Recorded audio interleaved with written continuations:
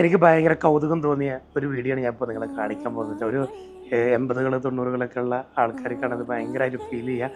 ശരിക്ക് നമ്മളെ ജീവിതത്തിൽ നമ്മൾ ചെയ്ത കാര്യങ്ങൾ ഞാൻ വിചാരിച്ചത് ഞാൻ മാത്രമാണെന്ന്. പക്ഷേ ആ വീഡിയോ കണ്ടപ്പോഴാണ് മനസ്സിലായത് ഓരോ മലയാളികളും ആ ഒരു സമയത്ത് കഴിഞ്ഞു പോയൊരു കാലമാണ്. എന്താ ഈ വീഡിയോ ഒന്ന് ശ്രദ്ധിച്ച് നോക്കിയാൽ നിങ്ങൾ.